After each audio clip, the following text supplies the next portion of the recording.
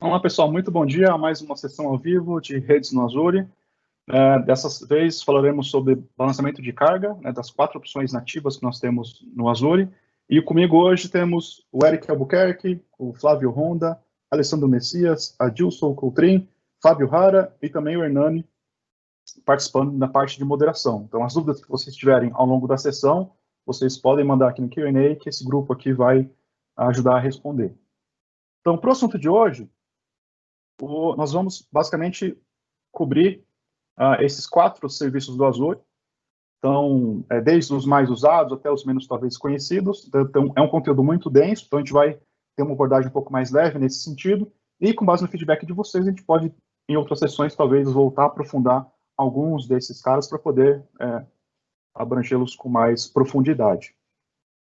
Então, o primeiro ponto que eu queria passar para vocês aqui é mostrar, para quem não viu ainda, a minha arquitetura. Então, esse é o desenho que foi criado para essa sessão. Eu não aproveitei os desenhos das sessões anteriores, aquele ambiente ainda existe, para outros propósitos. Eu criei um ambiente do zero para mostrar para vocês esses load balancers funcionando. Então, vou começar primeiramente pelo Azure Load Balancer, explicando como que ele funciona, passando depois para o Traffic Manager, que eu coloquei aqui em cima, depois o Application Gateway e, por último, o Front Door. Então, todos já estão configurados, a gente vai navegar nas configurações e fazer alguns comentários importantes para que, quando vocês forem utilizá-los no seu ambiente, vocês tenham as devidas cautelas, as devidas preocupações. Antes, de fato, explicar ele funcionando, tem umas referências importantes que eu até passei com o nosso time de moderação para que eles possam mandar para vocês ao longo da sessão, vários materiais de referência, eu separo bastante conteúdo interessante.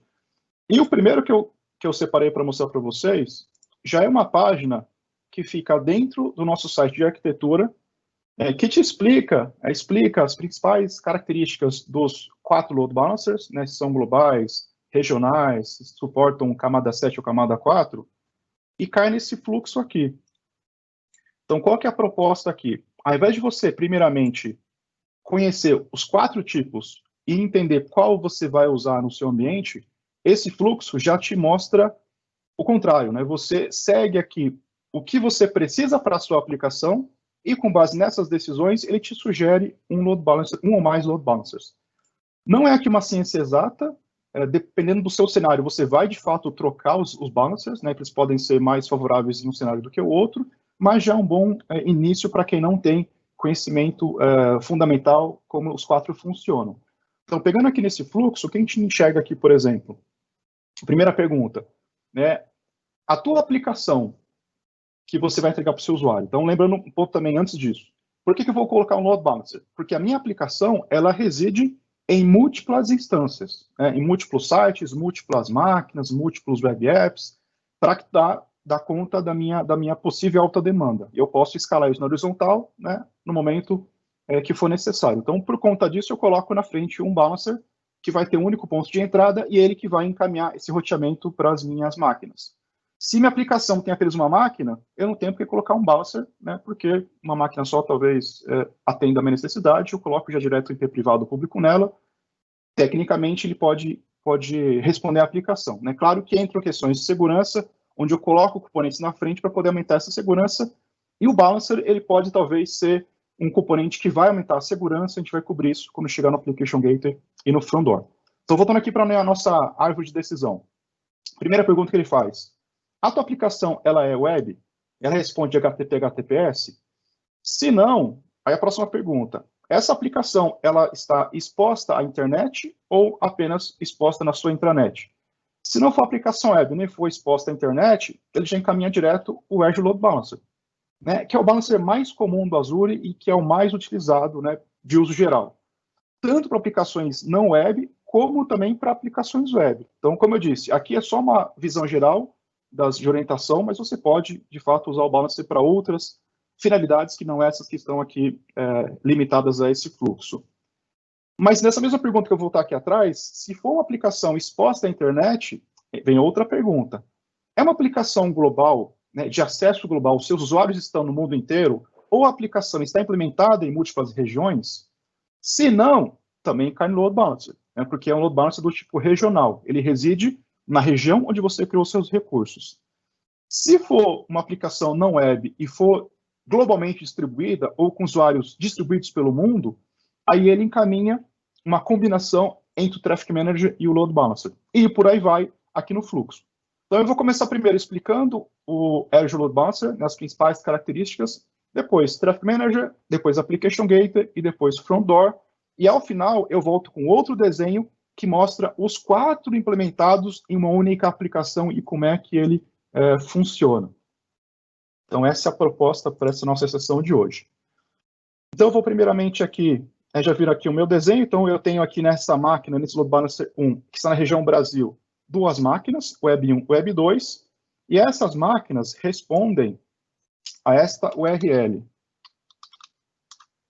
www.matiasbrasil.com. Eu deixei apenas a porta 80 exposta, não está exposta aqui a 443 nos meus aplicativos, e aqui já me cai na porta uma máquina que indica quem ela é, então no caso Web 2. Se eu ficar dando refresh, ele vai alternar entre o Web 1 e o Web 2. É um balancer camada 4 que vai então encaminhar os pacotes para o meu back-end sem inspecioná-lo, sem abrir o pacote, sem saber de fato o que está passando por ele. Ele apenas pega a origem, vê qual é o destino e encaminha o pacote para esse grupo de máquinas. Vocês podem também abrir o site aí e testar à vontade. O site de fato está aberto. Como que isso foi configurado? Aí eu volto aqui pelo portal. Então aqui no portal eu tenho 2 load balancers. Já vou mostrar para vocês porque eu coloquei 2, porque eu tenho um load balancer com IPs públicos e outro load balancer com IPs privados, apontando para aplicações diferentes. É uma característica bem interessante dele. Então, nesse primeiro, que é o de fato que está exposto para a internet, eu tenho basicamente aqui essas principais configurações aqui, a parte de configurações, onde eu tenho um ou mais IPs públicos.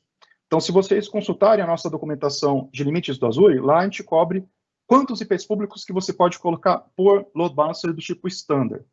Nesse caso aqui, eu estou mostrando o load balancer standard, mas nós temos um outro que é o Basic. Eu não vou aqui falar sobre o Basic, mas tem uma documentação que explica a diferença dos dois. Nós recomendamos que vocês usem sempre o standard, mas em alguns casos o Basic também pode ser utilizado. Então, no caso do standard, o load balancer standard, você consegue ter um ou mais IPs públicos associados a ele, ou você pode ter um ou mais IPs privados associados a ele. Você não consegue ter os dois tipos ao mesmo tempo. Então, se você precisar de um balancer interno, você cria com IPs privados. Se precisar com balancer com IP diretamente à internet, você cria com IPs públicos. Nesse caso aqui, eu tenho 2 IPs públicos. E como é que eu mostro que aquele site, ele de fato está resolvendo esse IP aqui? Eu vou voltar aqui, pegar o meu shell, pegar aqui um comando já salvo para facilitar a digitação.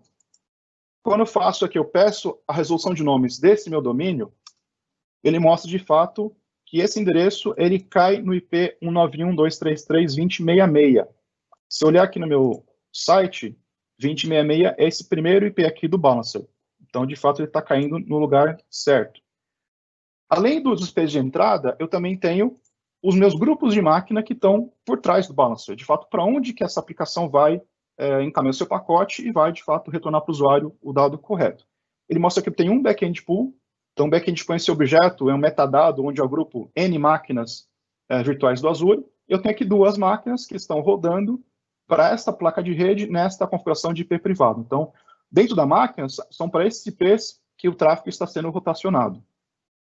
Então, eu já tenho os IPs de entrada, eu já sei quais são as máquinas que estão por trás dele, eu posso, por aqui, abrir o meu backend pool e colocar outras máquinas também, então vocês têm esse direito. E você pode também não só colocar máquinas, mas colocar Virtual Machine Scale Set, que eu vou comentar na próxima demonstração, que é o jeito mais fácil de você poder controlar a quantidade de máquinas na horizontal do que ficar criando máquinas individuais e associando no balancer. Mesmo que você faça por automação, o VM Scale Set ele é mais inteligente nesse sentido. Então, já tenho os IPs de entrada, já tenho os IPs de trás, de saída, que tem que ser máquinas ou Scale Set, ele não suporta outros objetos nesse caso aqui. Daí eu tenho o Health Probe.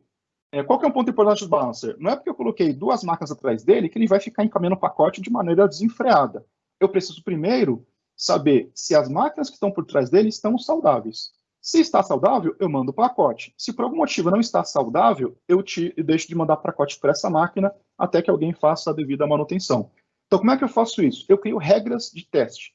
Então, nesse meu caso aqui, o Load Balancer Standard, ele suporta 3 tipos de teste. Você pode fazer um teste TCP, HTTP ou HTTPS. Se for uma aplicação web, que é o meu caso aqui, por preferência, o ideal é você fazer um teste HTTP. Por quê? Ele vai ficar testando de tempos em tempos o back-end, todas as máquinas que estão no pool. Então, nesse caso aqui, a cada 5 segundos, ele faz esse teste. Se a máquina responde que está saudável, então o que seria saudável nesse caso aqui? Eu dei um get na porta 80 e a aplicação respondeu 200 para mim. Respondeu 200, eu estou saudável. Se porventura responder, por exemplo, 500, 400, a aplicação está com problema e já marca como não saudável. Se eu fizer um teste TCP, qual vai ser o problema? Ele vai chamar a porta 80, responde que ela está ouvindo, então para ele o teste foi suficiente. No entanto, a aplicação pode estar fora do ar, né, por algum motivo interno dela. E aí você vai estar mandando tráfego para uma máquina que não está saudável. Então, para aplicação web, é sempre interessante você fazer testes HTTP, e para aplicações não web, aí sim você faz teste TCP. Então, eu escolho também qual que é o caminho onde esse teste ele vai fazer esse get. Então, pode ser que na raiz não seja um ponto interessante. Muitas aplicações criam alguma pastinha /health probe para poder garantir que a aplicação está no ar. Então, você pode alterar aqui se necessário. Além do intervalo, que no mínimo são 5 segundos, mas você pode colocar um intervalo maior. Eu também defino qual que é o gatilho para definir que essa instância não está saudável. Então, se eu fiz aqui, testei em 5 segundos, marcou não saudável. Eu teste de novo, marcou não saudável, aí sim, essa máquina fica com X vermelho dizendo, para você, eu não mando mais pacote. E fica retestando a cada 5 segundos. Quando a máquina voltar saudável, aí sim, ele volta a mandar pacotes para essa máquina virtual, e daí fica o balancer funcionando nesse modelo. Então, basicamente, é isso que você configura aqui em Health Probe. E aí, quando eu tenho já os IPs de entrada, os IPs de saída e o Health Probe, eu crio, então, a regra de balanceamento, que nada mais é do que unir esses 3 caras. Então, crio uma regra aqui dizendo o seguinte: quando eu receber uma requisição IPv4 ou IPv6, você pode trabalhar com os 2 cenários, vindo deste IP público, porque eu posso ter vários, usando o protocolo TCP ou UDP, entrando pela porta 80 e saindo pela porta que minha aplicação está ouvindo, pode ser 80, pode ser outra, ele vai fazer aqui o NAT disso, o mapeamento das portas, para este pool de máquinas, que agora tem 2, mas eu posso escolher, eu quero mandar para esse pool de máquinas, para esse outro pool de máquinas, dependendo do IP de origem, né, você consegue ter múltiplos sites passando pelo mesmo balancer. Usando esse Health Probe, ele vai, então, encaminhar o pacote para trás. Eu posso também escolher aqui algumas opções extras, como, por exemplo, a persistência de sessão.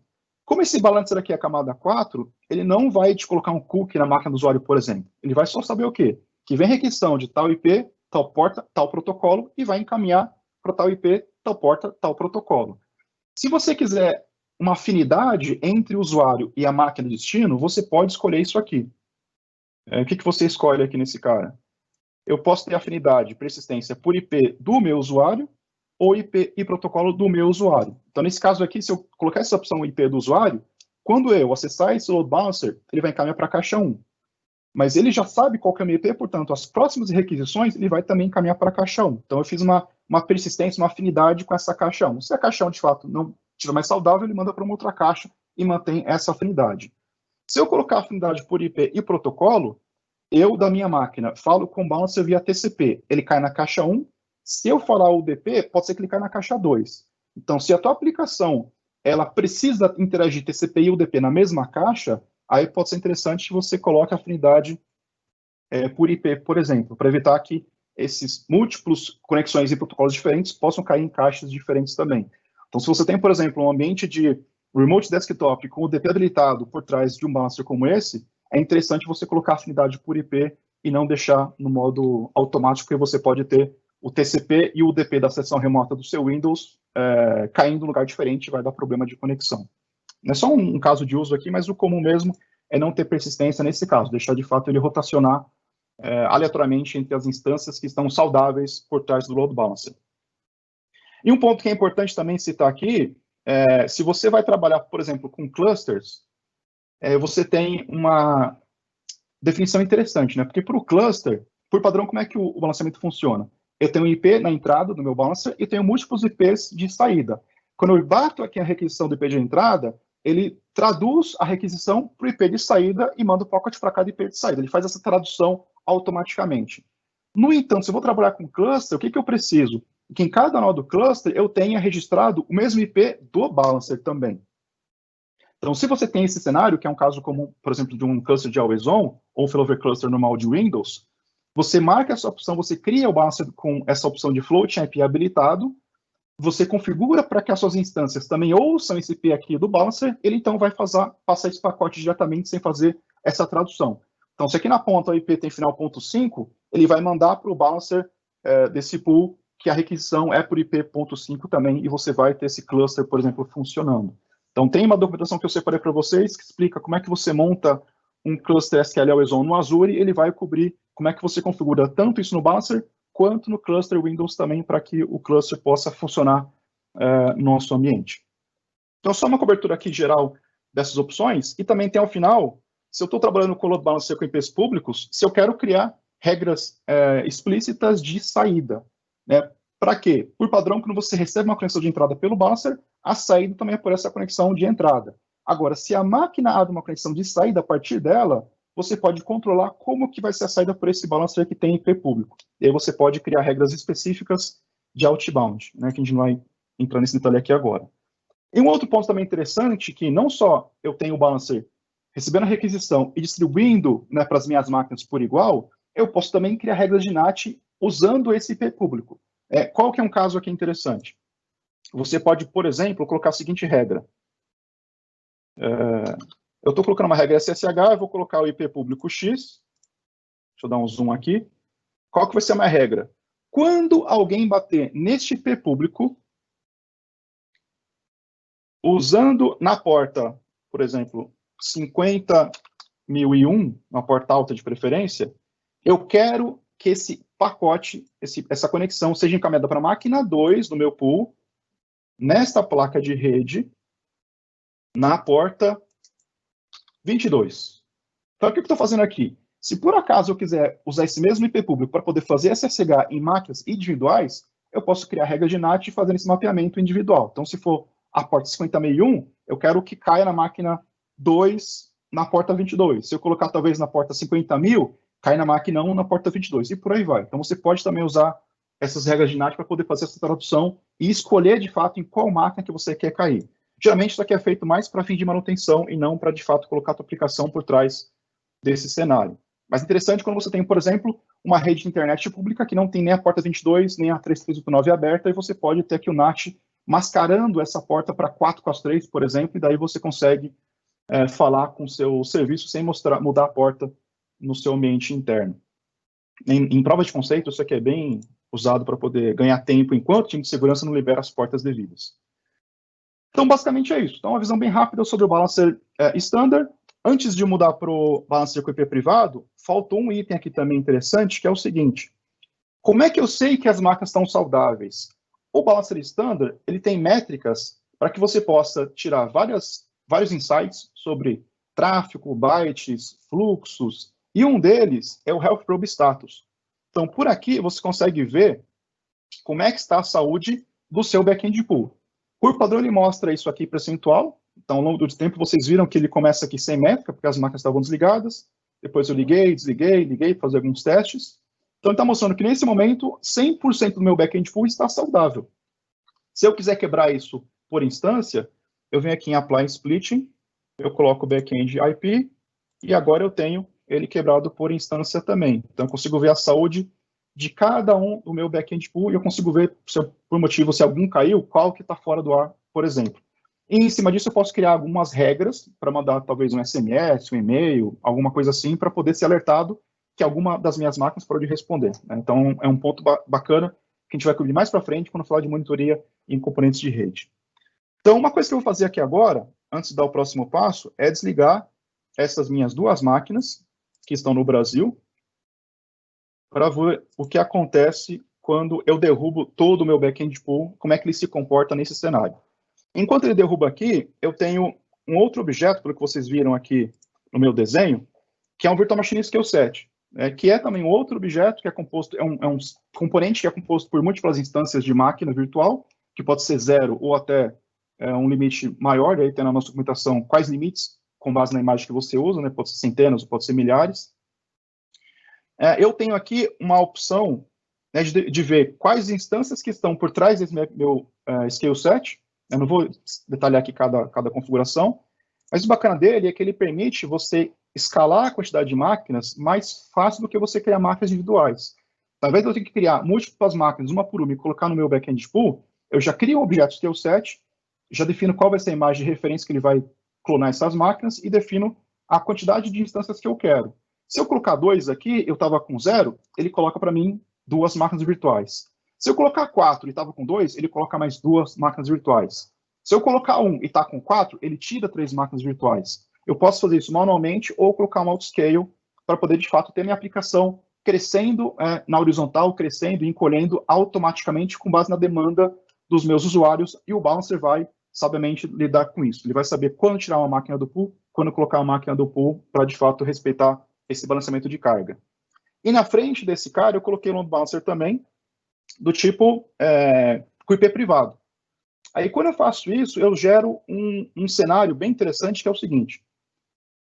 Quando eu tenho um load balancer standard, somente com IP privado, e coloco na frente dele um pool de máquinas, essas máquinas, por padrão, perdem a saída para a internet. Então, quando vem uma aquisição para esta máquina, ele responde pelo IP privado. Quando a máquina quer falar com a internet, ela não tem esse acesso liberado. Aí tem algumas formas para você poder liberar isso. Você pode, por exemplo, mandar para um firewall esse tráfego para que você possa ter o controle por URLs. Eu quero que essa máquina fale para a internet apenas nas URLs que eu, de fato, permitir. Se você quiser liberar o acesso para todos os sites, um dos recursos que você pode fazer, como eu mostrei na primeira sessão, é usar o Not Gateway, para que ele possa, a partir desse momento, liberar que essa máquina possa falar com a internet. Então, eu vou fazer uma demonstração bem rápida aqui para vocês. Eu vou entrar em uma dessas instâncias, fazer aqui um SSH nela, para daí, usando o Bastion, né, que é um serviço que eu não mostrei nas outras sessões. O Bastion permite que você possa, com maior segurança, falar com essas máquinas sem expor as máquinas individualmente na internet. Então, você não coloca IPs públicos para cada máquina, você tem um IP público no próprio Bastion, e ele é que faz essa ponte para as máquinas que estão na sua rede. Então, nesse caso aqui, eu já entrei nessa máquina. Então, se for Windows, ele vai carregar o RDP também, interface web, é bem interessante, é bem flexível, tudo via HTTPS. Se eu colocar aqui um curl ifconfig, a partir da máquina que está com IP privado apenas no balancer standard, ele sai com o IP final 57. Se eu olhar que IP é esse, o final 57 é o IP que está no meu NAT Gateway. Então, quando esta máquina que está associada ao load balancer apenas com IP privado e que não teria por padrão saída para a internet, precisar falar com a internet, nesse caso, ela vai sair pelo IP NAT do Gateway. Então, existe aqui uma documentação que eu deixo para vocês como referência, que ele mostra essa coexistência e como é que cada fluxo funciona. Se eu tenho, no mesmo subnet, eu tenho máquinas com load balancer standard, com IP público direto nessa máquina, ou máquinas apenas com IP privado, como é que ela vai, então, trafegar tanto o tráfego de saída quanto o tráfego de entrada. Fica com uma referência para que vocês possam entender como que isso funciona.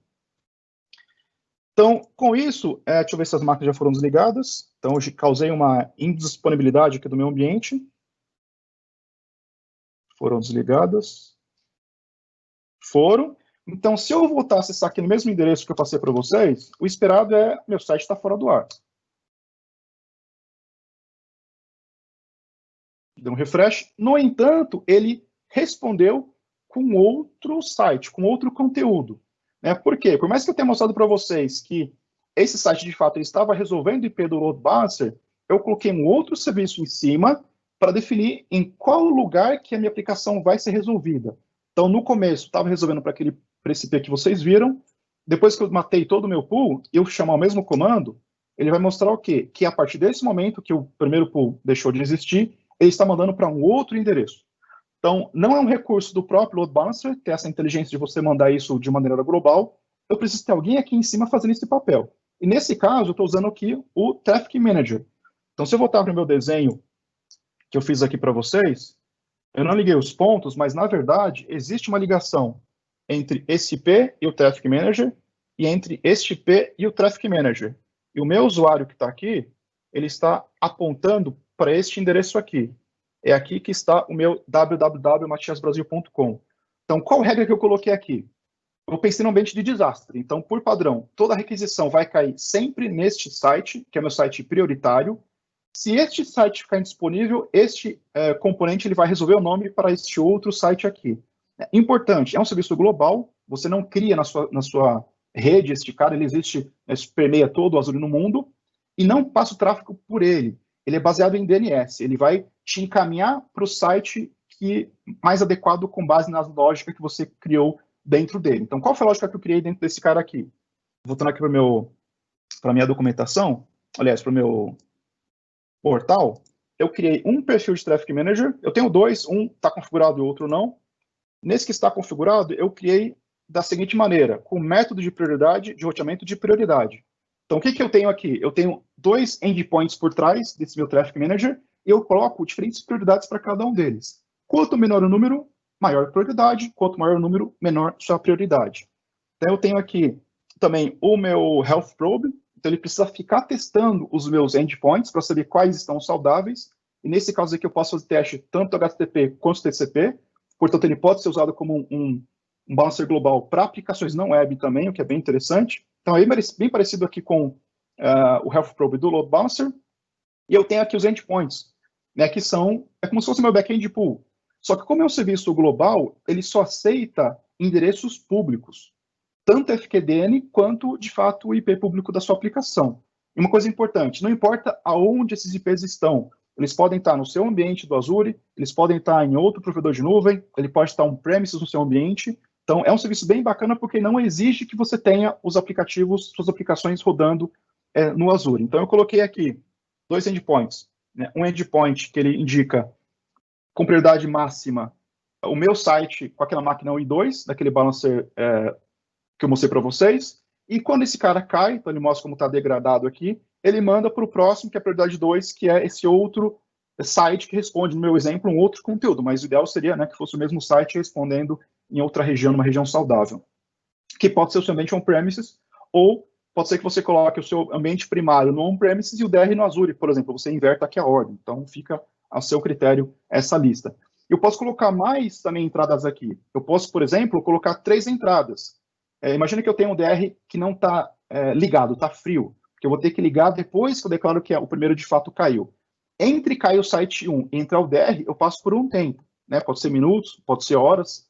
Nesse período, se eu tenho só 2 endpoints, para o meu usuário final vai dar um erro que não tem quem resolva esse endereço para mim. O que você pode fazer? Você pode colocar um site estático intermediário com mensagem estamos com um problema. E vai estar um site sempre ligado. Quando o site 1 cai e o site 2 não subiu ainda, ele vai te mandar para esse site intermediário dizendo que estamos com um problema, né, com algum tipo de orientação.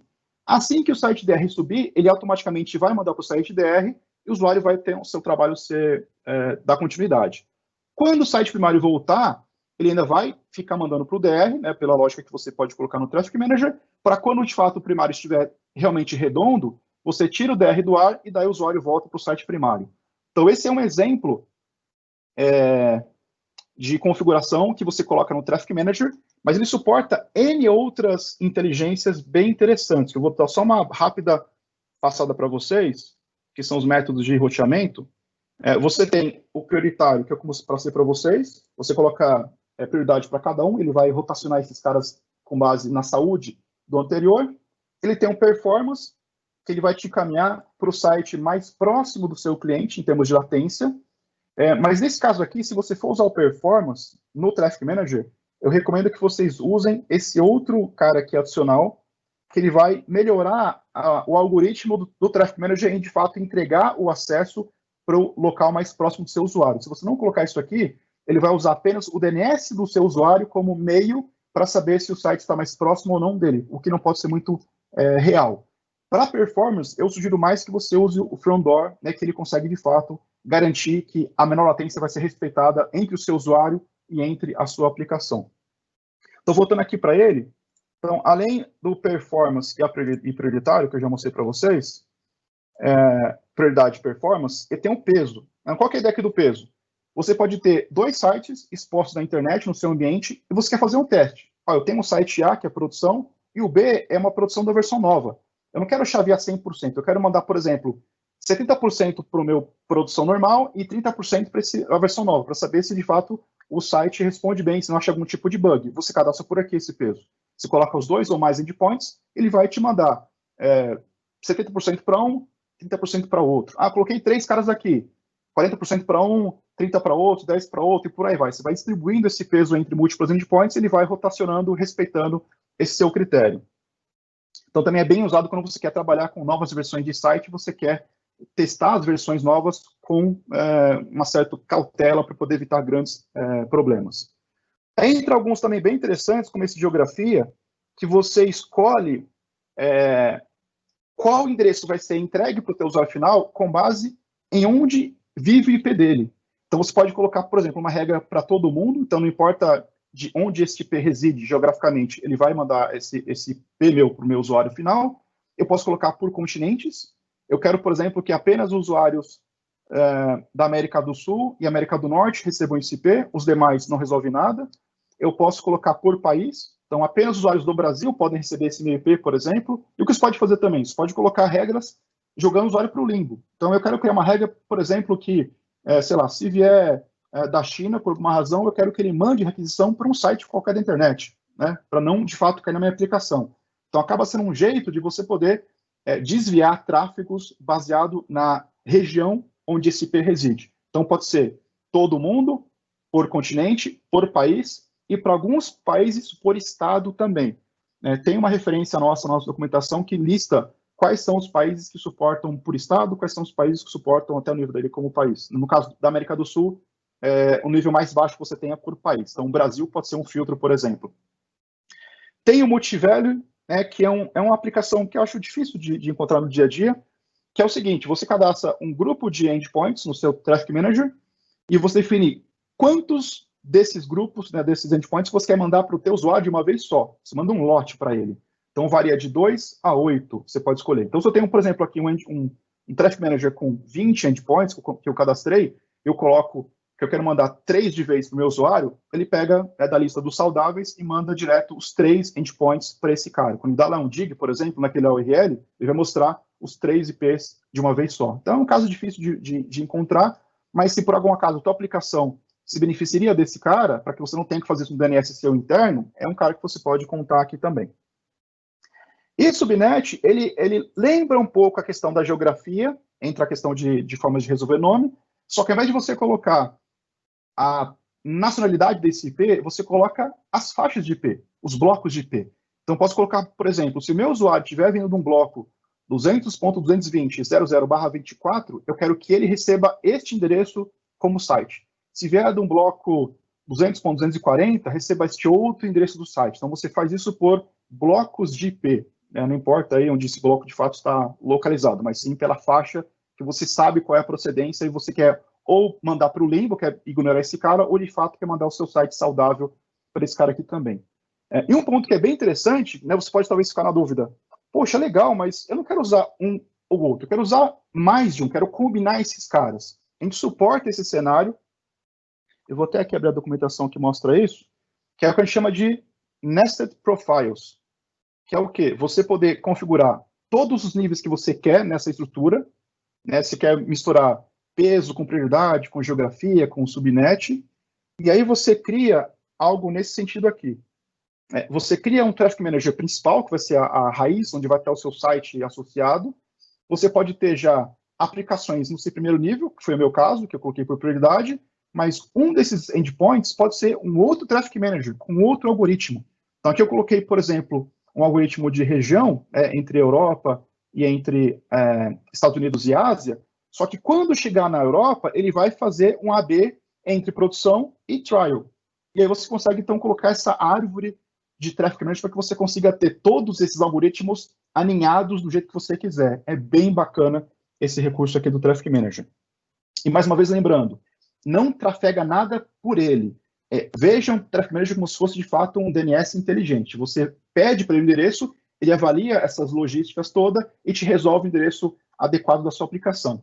Então, pegando aqui o desenho como exemplo, quando eu bato aqui nesse Traffic Manager, ele fala que para mim o site é esse aqui, do Brasil, o meu usuário vai, então, falar diretamente com esse IP e é com ele que ele vai trabalhar. Então, ele não passa o tráfego por dentro do Traffic Manager, basicamente ele apenas faz a resolução de nomes. Mas é bem interessante. Aí vamos agora tirar esse cara aqui.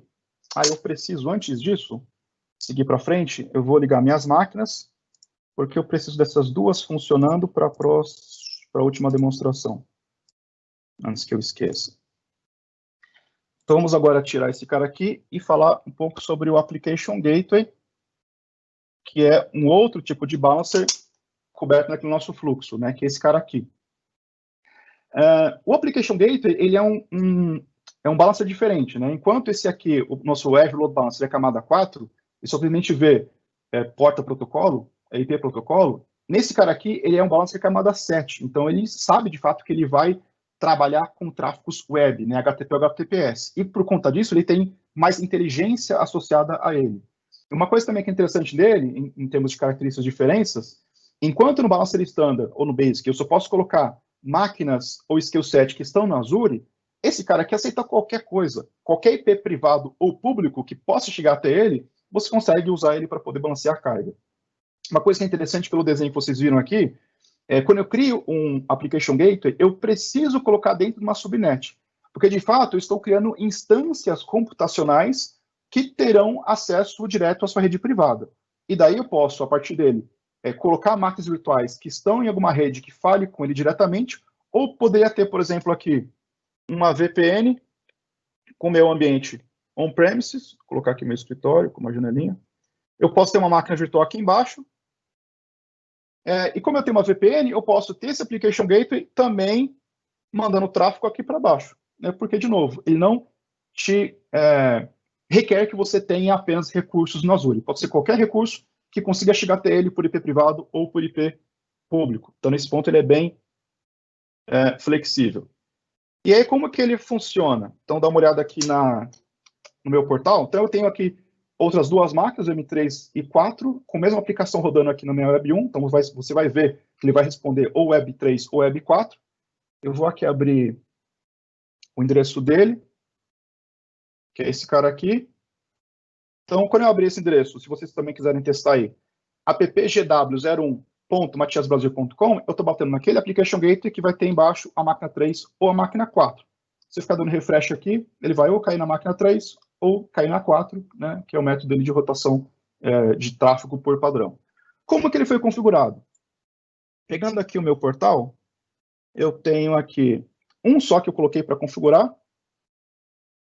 Um ponto importante, quando eu venho aqui em IPs de entrada, depois eu vou cobrir as demais configurações, ele não suporta múltiplos IPs públicos e múltiplos IPs privados. Você consegue ter só um IP público e se você quiser também ter um IP privado. Pode ter um ou outro, ou os dois ao mesmo tempo, mas não pode ser múltiplos do mesmo tipo. Mas qual que é o bacana aqui? Você consegue ter os dois ao mesmo tempo. Então você pode ter, por exemplo, um pool de aplicações que você pode acessar pela tua rede privada, então você coloca direto para o IP privado, né, para não ter que sair pela internet, e você pode ter uma entrada direto para a internet para os seus acessos externos. Então você consegue ter o mesmo balancer respondendo tanto requisições da internet quanto requisições da sua rede privada, por exemplo. Né? Isso é bem, bem bacana. Aí tem um ponto bem diferente em relação ao primeiro balancer, porque como ele de fato ele existe na sua rede, são instâncias que são criadas para você, você tem os tipos que você pode criar. Então tem um balancer do tipo standard e o tipo AF. Recomendo que vocês usem sempre a versão 2 e não a versão 1, né, porque a V2 é bem mais performática, bem mais leve, bem mais rápida de configurar. Na versão Standard V2, é um balancer camada 7, com os recursos que eu vou mostrar para vocês. Se eu criar com tipo AF V2, ele pega todos os recursos de load balancer e também inclui um Web Application Firewall, para que você consiga ter no próprio balancer uma camada de segurança bem interessante para a sua aplicação. Nesse meu caso aqui, eu criei como AF. A gente vai ter uma sessão mais para frente sobre segurança em outra semana, para poder cobrir um pouco mais como que as camadas funcionam no caso do Azure. Aqui eu basicamente configurei e vou mostrar para vocês se funciona no AF. Eu vou me atentar mais em falar sobre o balanceamento de carga que ele oferece. Uma coisa que é bacana também, quando eu uso a versão 2, é que eu tenho autoscale. Se eu estiver usando o modo manual, eu preciso calcular quantas instâncias que eu preciso colocar de balancer standard para suportar o tráfego do meu ambiente. Então, isso gera um certo trabalho, ficar monitorando, vendo se está ok, colocando uma caixa a mais, tirando. Se eu coloco no autoscale, o que eu coloco aqui? qual a quantidade mínima de instâncias que eu preciso e qual que é a máxima que eu estou disposto a pagar. E essa volatilidade horizontal, esse scale horizontal do Balancer, quem faz é a Microsoft, para garantir que a tua aplicação vai receber os pacotes, aguentar a carga que está passando por ele. De novo, como o tráfego aqui passa por dentro dele, ele vai receber todo o seu tráfego, passar por ele e daí chegar até a tua máquina final. No Balancer Standard, ele só encaminha o pacote. Então, assim, o throughput para ele não é problema. Você pode colocar o que você quiser que ele aguenta tranquilamente. O throughput vai ser preocupação das máquinas do back-end, mas não do Balancer Standard. No Application Gateway, eu preciso me preocupar com o throughput que passa por ele, e o AutoScale da versão 2 ajuda e muito a lidar com isso. E se eu vou ter suporte HTTP2 ou não. Então, eu posso, aí sim eu tenho a opção de WAF para ele, que eu posso habilitar ou não, no modo detecção ou prevenção, né? Modo detecção, ele deixa o tráfego concluir com sucesso e registra que houve uma tentativa de ataque. No prevenção, ele bloqueia a tentativa de ataque em caso de SQL injection, cross-site script, né? Vários bloqueios que ele trata por padrão, que eu não vou cobrir agora com vocês.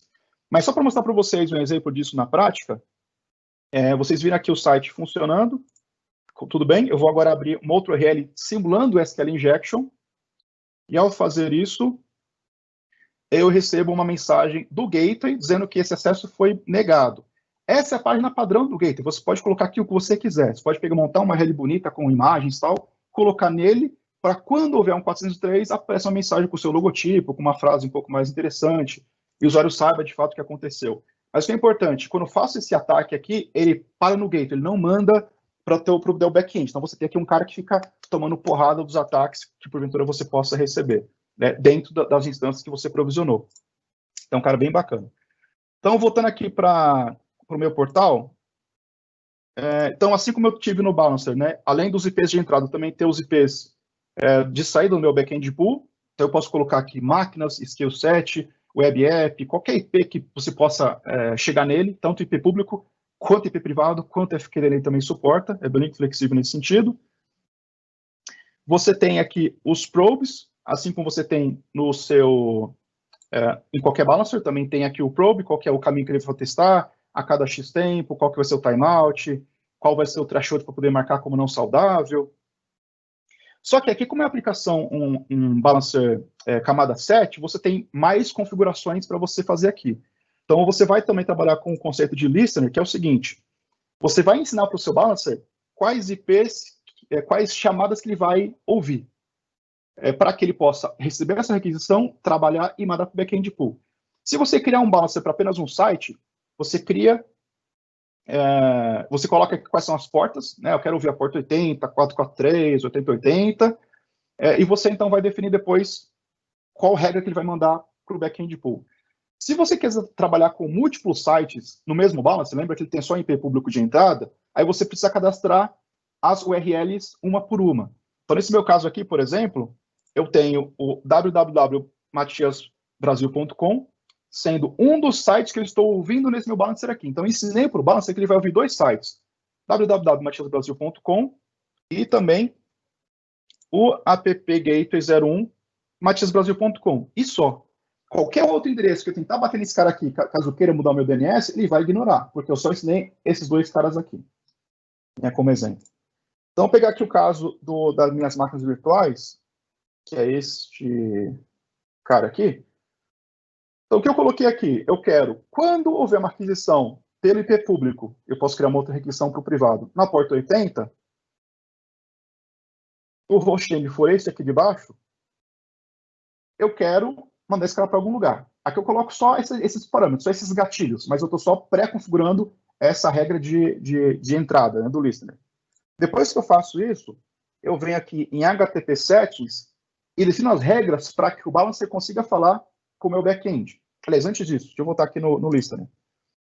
Quando eu vou criar aqui o novo, que é importante mostrar isso para vocês, do IP público, eu escolho se ele vai ser HTTP ou HTTPS. Como é um balancer que passa por dentro dele todos os pacotes, se eu colocar HTTPS, eu preciso colocar o meu certificado aqui do meu ambiente. Então, eu posso tanto fazer o upload do meu PFX, nesse momento, se você tiver o certificado em outro formato, você vai ter que converter para PFX, ou você salva esse certificado num Key Vault, que é o nosso cofre de segurança, e você faz referência aqui ao seu Key Vault, onde vai ter o seu certificado salvo lá com N camadas de segurança também. Então, se você vai permitir um tráfego HTTPS passando por dentro desse load balancer, você precisa colocar o certificado dentro dele. Caso contrário, ele não vai ter condições de receber essa requisição. Daí sim, eu vou lá no HTTP Settings, porque aqui eu também configuro a parte que eu defino como que o balancer vai falar com o meu backend pool. Se o meu backend pool responde 80, ok, eu coloco 80, ele vai. Então, ele vai receber a requisição como HTTPS, vai processar, fazer o SSL Flood nele, e dali para trás ele vai falar 80. É um caso suportado. Se essa comunicação ela for HTTPS também, aí você marca aqui HTTPS, aí ele te pergunta, esse certificado que você está usando para falar com o back-end é um certificado de uma CA conhecida? Se sim, ele já confia e vai falar com esse back-end pool. Se for um certificado privado seu, que só você conhece, aí você coloca não, e você especifica aqui o arquivo .ser, para que o balancer consiga falar com o back-end pool usando o seu certificado privado que você criou. Então, com isso, você consegue ter uma criptografia de ponta a ponta. Certificado público para poder receber no balancer a requisição do seu usuário final, e um certificado privado para poder permitir com que o balancer consiga falar com o teu back-end pool. Então, se garante aqui a segurança tanto na entrada quanto na saída. E daí você cria as regras. Então, que nada mais é do que você juntar todos esses caras de um jeito só. Eu vou criar uma regra aqui nova. Então, eu vou colocar aqui uma regra, só para você ver como que ela funciona. Você escolhe qual listener que você quer associar essa regra, qual que é o back-end pool que você quer encaminhar, que pode ser um pool de máquinas ou redireção. Então, você pode, por exemplo, quando receber uma requisição deste jeito aqui pelo meu balancer, eu não quero mandar direto para o back-end pool. Eu quero, talvez, fazer uma alteração, fazer uma redireção. Eu posso, por exemplo, fazer redireção para um outro site. Eu quero que mande para outro lugar, vai para o Bing, por exemplo. Bateu aqui, ele encaminha para o Bing, se você quiser. Ou pode fazer redireção para outro listener. Então, imagine que eu tenho um listener que ouve a porta 80 e a 443. Só que o meu site só ouve 443. O que eu posso fazer aqui?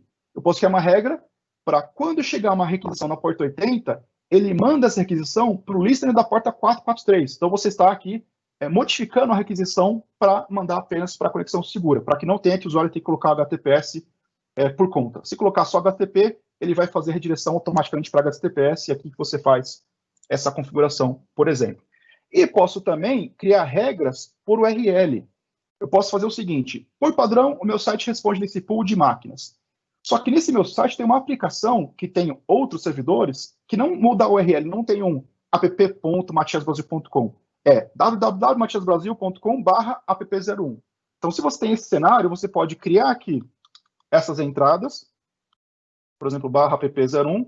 Então, quando alguém colocar este caminho depois do meu site, eu quero mandar esta requisição para um outro grupo de máquinas. Então, você consegue ter diferentes grupos de máquinas, cada grupo respondendo para parte das aplicações, e você faz redireção por URL, coisa que o balancer normal não tem capacidade de fazer, porque para ele é só um tráfego que passa por dentro. Aqui ele sabe, de fato, o que está passando por dentro, porque é um balancer camada 7.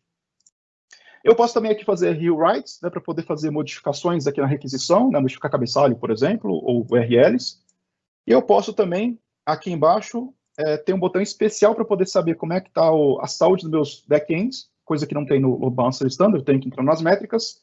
Uma vez que eu clico aqui, ele vai listar todos os meus backends e vai mostrar a saúde de cada um deles. No caso, todos saudáveis, tudo funcionando. Respondendo 200, né, que é uma indicação web que ele está, de fato, saudável. Uma coisa também que eu não mostrei na versão anterior, você pode também clicar nesse botão Insights, que ele é novo.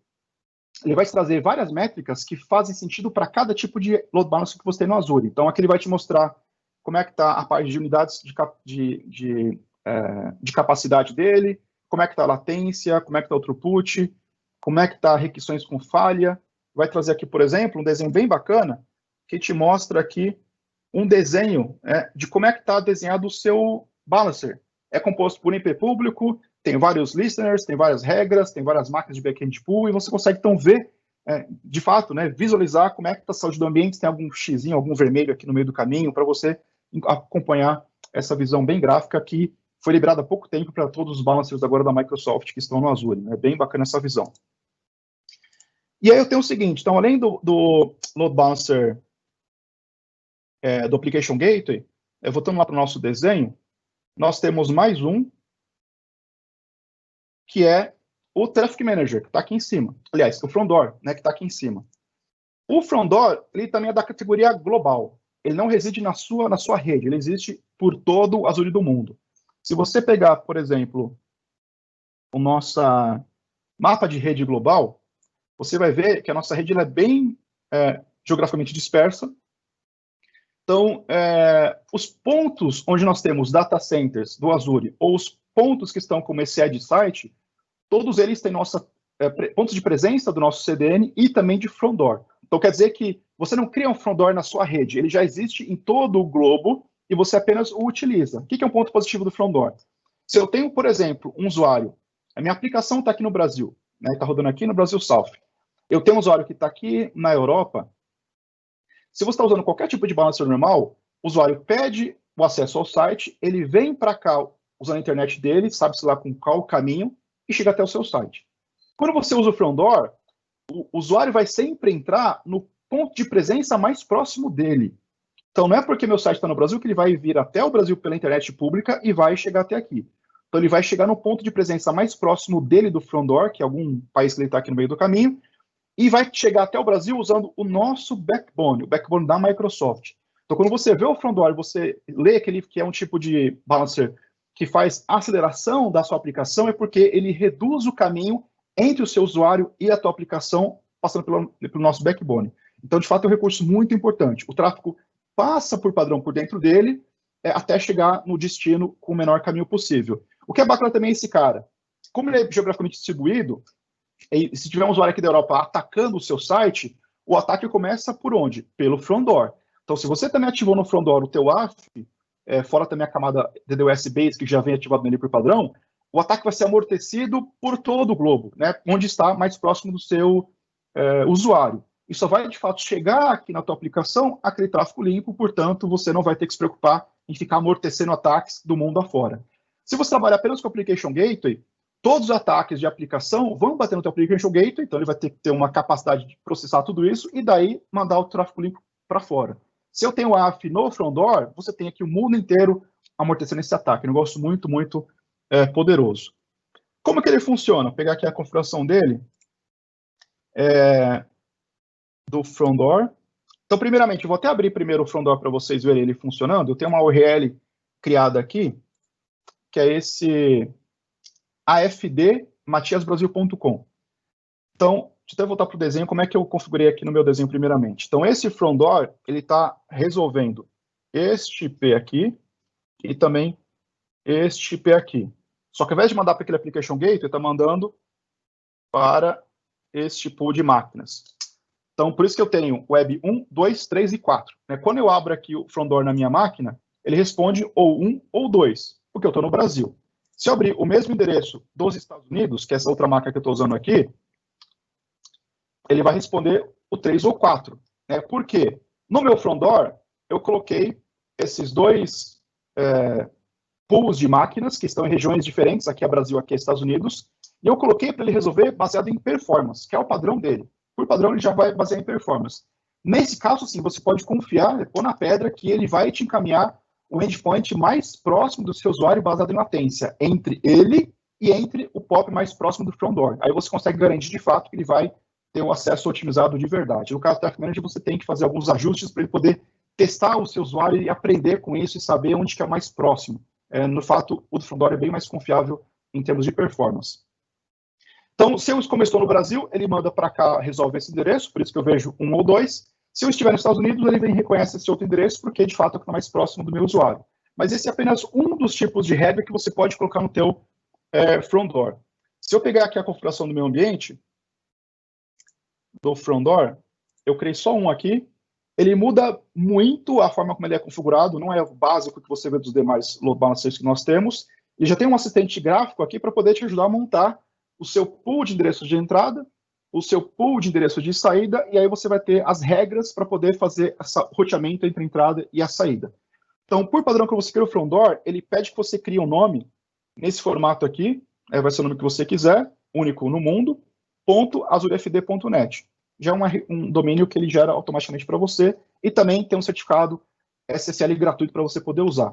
Se você colocar endereços customizados na frente, como eu coloquei no meu endereço aqui do Matias Brasil, eu escolho se eu quero usar um certificado público que eu emiti, então também eu faço aqui o upload do meu PFX, ou se eu quero que a Microsoft emita um para mim. O que é bacana, ele emite para você o certificado via G-Cert e é de graça. Né? Você vai ter aqui o seu site disponível HTTPS por um domínio, né, por um certificado válido que vai fazer renovações anuais sem custo algum e automaticamente. Então, se você acessar o site, colocar aqui de novo, AFD, matiasbrasil.com, ele está com HTTPS, não tem o certificado no meu site, eu coloquei apenas aqui no front door, e de fato é um certificado válido, emitido pelo DigiCert, pela Microsoft, vale por um ano, mas vai ser renovado automaticamente ano após ano. Então, já é um ganho bacana que você tem quando você usa o front door na frente do seu site com o seu domínio personalizado também, né? Ganha esse benefício. Então, eu tenho esse recurso, então eu posso ter vários endereços de entrada, vários listeners, né? Sempre endereços públicos de entrada e também endereços públicos de saída, por enquanto. Eu coloquei aqui só um backend pool com os meus 2 balancers públicos. Então, eu vou apontar ora para o Application Gateway, que está na região East-West, ora para o meu Load Balancer Standard, que está na região Brasil. Eu coloquei para eles a mesma prioridade, o mesmo peso. Portanto, nesse caso de empate, latência é o desempate. Ele vai encaminhar o mais rápido para o meu usuário. Mas eu posso mudar a prioridade. Eu posso colocar, por exemplo, prioridade 1, Brasil, 2, Estados Unidos. Nesse caso, vai ser igual a MDMU Traffic Manager. Ele vai cair sempre para a prioridade 1. Se ela não estiver saudável, aí sim, manda para a prioridade 2. Ou eu posso também modificar aqui os pesos, né? Então, no caso de empate, o peso vai ser o desempate, para fazer teste AB. X% em um, X% em outro, e por aí vai. Então, você consegue ter esses controles no momento que você faz essa publicação de cada endpoint dentro do meu backend pool. E daí você vai cadastrar as regras, né? Que você pode colocar, por exemplo, uma regra que HTTP, né, para poder ouvir apenas HTTP, não importa em qual desses endereços de entrada que eu cadastrei, eu posso tirar aqui aquele domínio customizado e deixar só o domínio, eu posso tirar o domínio nativo e deixar só o customizado, ou vice-versa, você controla isso. Qual que vai ser a URL que você vai bater, então você também pode criar regras de por URL, se for domínio barra alguma coisa, vai para o backend pool, domínio barra outra coisa, outro backend pool, igual você faz no Application Gateway. E você pode aqui ou fazer redireção desse cara, igual eu mostrei para o Application Gateway. Uma redireção pode ser, se entrar HTTP, manda esse cara para se retroalimentar via HTTPS, para você poder fazer essa redireção. E você pode também mandar esse cara aqui para outro endereço qualquer, né? E não só mandar para o seu backend pool. Então, você tem várias configurações bacanas que você põe na parte de regras. Se você colocar como forward, aí você escolhe o que eu coloquei aqui no listener do HTTPS. Então, quando bater HTTPS, ele vai, então, encaminhar o pacote para o meu backend pool, nesse cara aqui. Só que o meu backend pool só fala HTTP. Então, você também está chaveando aqui o certificado, o protocolo, durante esse chaveamento. E se você vai querer rewrite de URL ou não. Uma coisa bacana também que o Application Gateway, que o front door tem, é a parte de cache. Então, além de você ter os pontos de presença do Azure para poder fazer a aceleração da sua aplicação, você também pode usar para poder fazer cache, para poder usar como CDN. Então, quando você marca essa opção de cache, você escolhe qual o comportamento que você quer para cachear as strings de URL, e também você escolhe se você quer ter ou não compressão, o que é bacana para poder evitar o tráfego que vai passar para o seu usuário final, já manda compactado. E se você quer respeitar o tempo limite do cache de cada um desses arquivos, ou se você quer definir um mandatório aqui. Então, eu quero, por exemplo, forçar que tudo que ficar cacheado no front door, ele expira em 50 minutos. Né? Passados 50 minutos, ele volta na origem, pega os arquivos, alimenta o cache e mantém esse cache vivo por mais 50 minutos para você evitar também ficar fazendo requisições estáticas para o seu aplicativo, né, para o seu site, também reduzindo o tráfego interno. Então, em linhas gerais, essas são as formas que você configura o front door. Ele também tem o AF, então você pode também habilitar o AF para ele. Eu coloquei aqui no meu front door também aqui um teste de acesso. Se eu acessar essa URL aqui tentando SL injection, nesse caso aqui eu coloquei uma URL customizada, então ele coloca o que eu quiser, mensagem, fundo de tela, logotipo. Então ele fala que a consulta não foi permitida, porque isso aqui é uma tentativa de SQL injection, e foi travado pelo front door, portanto, na localidade mais próxima de mim. Então você amortece de fato o ataque de maneira global distribuída e não apenas no seu application gateway ou na sua aplicação, por exemplo. E daí, como é que a gente consegue, então, juntar tudo isso numa única aplicação, né? Que é o desenho que eu queria passar para vocês por último.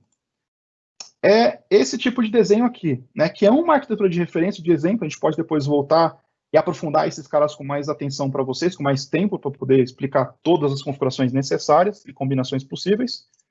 Nesse desenho aqui, você tem os 4 para a mesma aplicação. Então, o que foi colocado aqui como referência? Para a parte web, foi colocado na frente o Application Gateway, nas regiões onde a aplicação responde, região B, foi colocado a rotação por caminho do site, então /images cai nesse grupo de máquinas, se for qualquer outra requisição nesse outro grupo de máquinas, e quando o meu site quer falar com o meu banco de dados, por exemplo, no SQL Always On, eu tenho um balancer standard por trás, na frente do meu cluster de Always On, para poder, de fato, conseguir falar com as máquinas e seguir a forma como o SQL funciona como exemplo. Daí eu coloco uma réplica desse site para uma outra região, com o mesmo conteúdo, e na frente da parte dinâmica, eu coloco quem? O front door, né, para ele poder trabalhar essa inteligência de qual site que vai ser resolvido por performance, latência, por prioridade ou por peso. E para a parte estática, nesse caso específico, parte estática que eu coloco no Blob Storage, ele colocou o Traffic Manager, mas também poderia ser o front door. Então, de novo, aqui é só um exemplo de como que os 4 tipos podem trabalhar em conjunto, mas cada cliente, cada cenário, cada aplicação vai talvez passar por mudanças para poder trabalhar aqui com outras combinações. Então, fica essa imagem para vocês como encerramento da nossa sessão, né, mostrando, além de uma visão geral de cada componente, como é que os 4 podem trabalhar em conjunto.